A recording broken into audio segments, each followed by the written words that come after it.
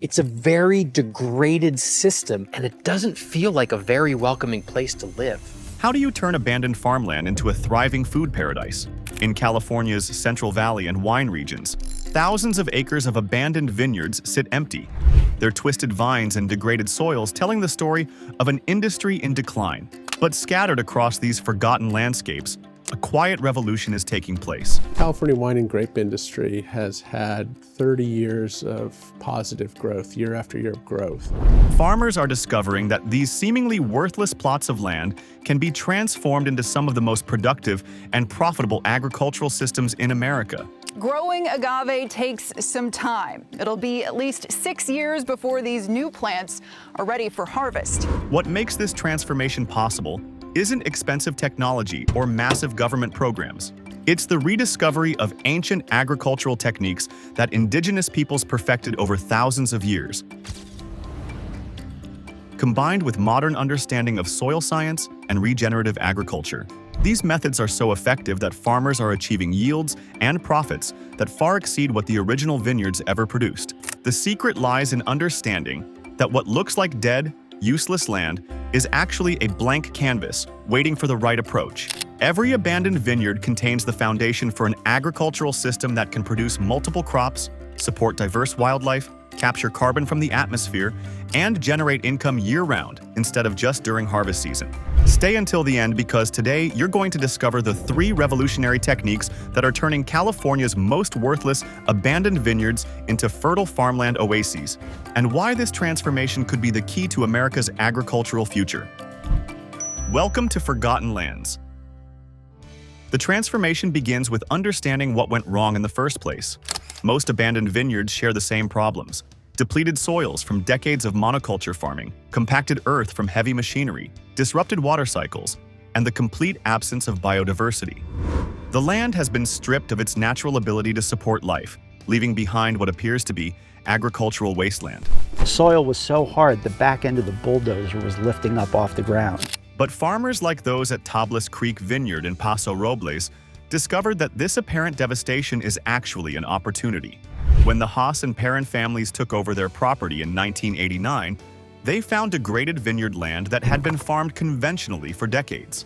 The soil was compacted from years of heavy tractor traffic. Chemical fertilizers had killed beneficial soil microorganisms. Pesticides had eliminated beneficial insects. The land could barely support the existing grapevines, let alone produce the kind of abundant, diverse agriculture they envisioned. Instead of continuing the same practices that had depleted the soil, they decided to completely reimagine what the land could become. They began by studying the natural ecosystems that had thrived in California before European colonization. They researched the agricultural techniques that indigenous peoples had used to support large populations sustainably for thousands of years. The first technique is soil regeneration through polyculture systems. Instead of replanting more grapevines, these farmers are establishing diverse agricultural ecosystems that mimic the natural plant communities that once thrived in California. They plant deep-rooted trees like walnuts, almonds, and fruit trees as the canopy layer. Beneath these, they establish berry bushes, herbs, and vegetables. Ground-level cover crops protect the soil and add organic matter. Nitrogen-fixing legumes throughout the system naturally fertilize other plants. This polyculture approach does something remarkable. It reverses the soil degradation that decades of monoculture farming created. Different plants have different root depths, so they access nutrients from various soil layers without competing with each other. Some plants, like legumes, actually add nitrogen to the soil. Others, like deep-rooted trees, bring minerals up from the subsoil and make them available to shallow-rooted plants. The result is soil that becomes more fertile every year instead of more depleted. The science behind this transformation is fascinating. Monoculture vineyards typically support only a few dozen species of soil microorganisms. Polyculture systems can support thousands of different microorganisms, creating a complex underground ecosystem that processes nutrients, fights plant diseases, and improves soil structure. This biological activity increases the soil's ability to hold water, store carbon, and support plant growth. Research shows that well-designed polyculture systems can increase soil organic matter by 2 to 3% within just 5 years, compared to conventional monocultures that typically lose soil organic matter over time. This increase in organic matter translates directly into improved water retention, nutrient availability, and soil structure. At Tablas Creek, this approach has produced measurable results. Their soil organic matter has increased dramatically since they began implementing polyculture techniques. Water retention has improved significantly, reducing their irrigation needs by over 40%. Most importantly, their land now produces multiple income streams instead of just grapes. They harvest vegetables, herbs, fruits, nuts, and even raise livestock on the same acreage that previously supported only grapevines. The economic benefits are equally impressive. While their original vineyard generated income only during harvest season, their diversified system produces revenue year-round. Spring brings early vegetables and herbs. Summer produces fruits, berries, and continued vegetable harvests. Fall brings nuts, late-season fruits, and grain crops. Winter provides income from livestock products and stored crops. If you're amazed by this transformation so far, comment fertile below and let me know what you think could happen if these techniques were applied to abandoned vineyards across California. The second technique is integrated water management that captures and stores every drop of rainfall. Abandoned vineyards often have poor water management systems designed only for grape irrigation. The new approach treats the entire farm as a water harvesting system, similar to techniques that indigenous Californians used for thousands of years. Farmers are installing swales, berms, and retention ponds that capture rainwater runoff and allow it to slowly infiltrate into the soil instead of rushing away. They're creating terraced systems where water flows from one level to the next, giving it multiple opportunities to soak into the ground. They're planting water-loving trees and shrubs in low-lying areas where water naturally collects. The design of these water harvesting systems requires careful observation of how water moves across the landscape during different types of storms. Farmers study their land during heavy rains to identify natural drainage patterns, then work with these patterns rather than against them. They create a series of interconnected basins that slow water flow and maximize infiltration. This water harvesting approach is particularly powerful in California's Mediterranean climate, where most rainfall occurs during the winter months, but crops need water year-round. By capturing and storing winter rainfall in the soil, farmers can reduce or eliminate their need for irrigation during the dry summer months. The results are dramatic. Farms that implement comprehensive water harvesting can reduce their irrigation needs by 50% or more, while actually increasing their total production. The improved water infiltration also reduces erosion and prevents valuable topsoil from washing away during heavy rains. The third technique is the integration of livestock into the farming system through rotational grazing. This might seem counterintuitive on former vineyard land, but it's actually one of the most powerful tools for soil regeneration.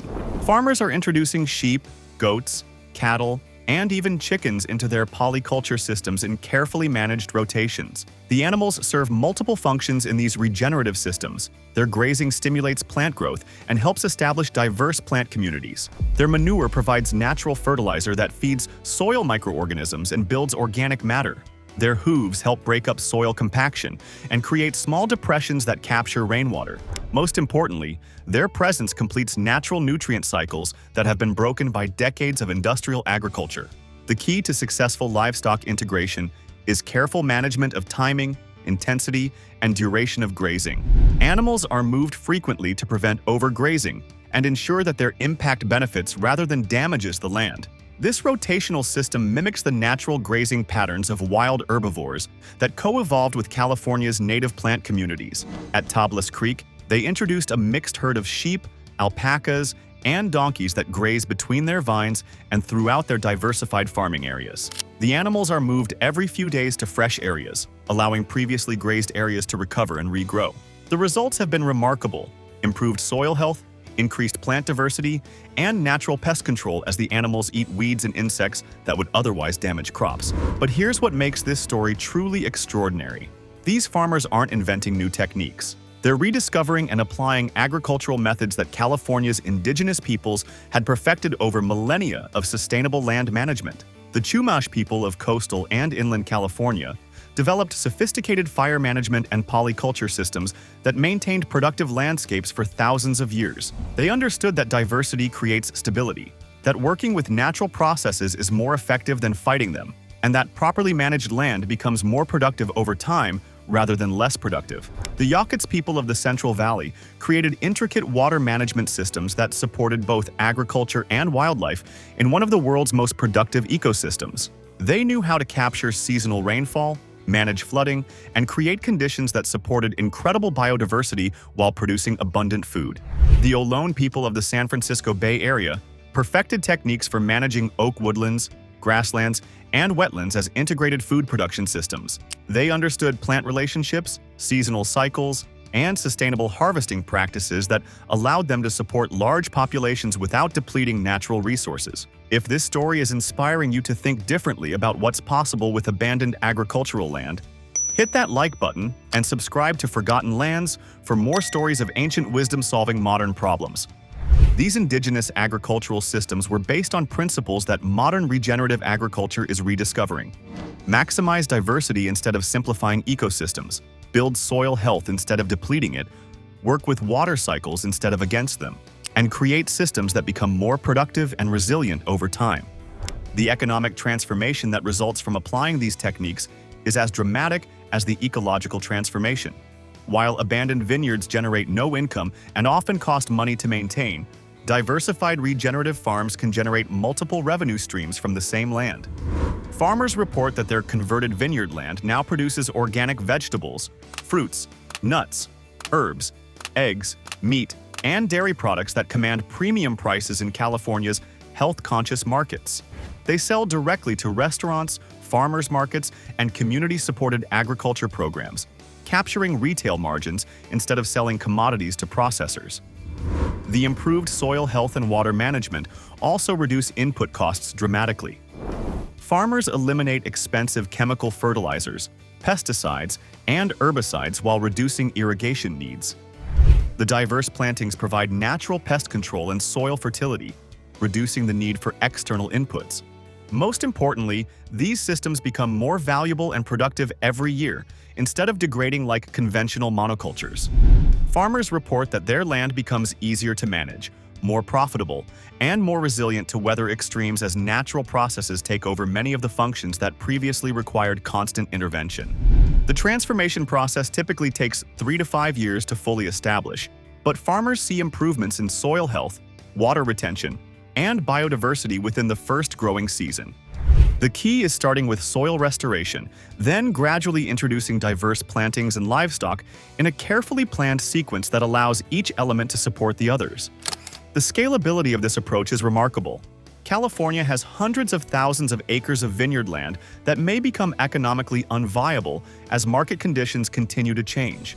Much of this land is in prime agricultural areas with good soils, favorable climates, and existing infrastructure.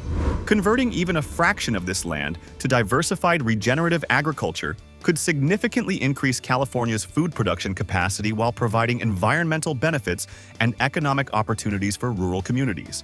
What's more, these conversions demonstrate that agriculture doesn't have to be extractive and destructive. When farmers apply indigenous wisdom about working with natural processes, they can create systems that actually improve the land while producing abundant food. They prove that the choice between economic success and environmental stewardship is a false dilemma. Properly designed agricultural systems can achieve both simultaneously. The environmental benefits extend far beyond individual farms. Regenerative agriculture sequesters carbon in soil, helping mitigate climate change. It improves water quality by reducing runoff and eliminating chemical inputs. It supports biodiversity by creating habitat for native plants and animals. It builds soil health that makes landscapes more resilient to droughts, floods, and other climate extremes. Perhaps most importantly, these transformations show that seemingly hopeless situations can be turned into opportunities with the right knowledge and approach. Every abandoned vineyard represents not just a problem to be solved, but a chance to create something better than what existed before. As one farmer explains, we're not trying to go back to the way things were. We're creating something new that combines the best of ancient wisdom with modern understanding. The land is teaching us what it wants to become. Today, as concerns about food security, climate change, and rural economic development intensify, the story of abandoned vineyard conversion offers more than just hope. It offers a proven blueprint for transformation that has been tested over thousands of years. It shows that even the most challenging agricultural transitions can be accomplished using techniques that indigenous peoples developed through generations of careful observation and experimentation. The question isn't whether these techniques work. Farms across California stand as living proof that they do. The question is whether we'll have the wisdom to learn from both indigenous knowledge and modern examples, and the courage to implement these solutions at scale. Because hidden beneath every abandoned vineyard in California is the potential for a fertile farmland oasis, waiting to be discovered and brought to life.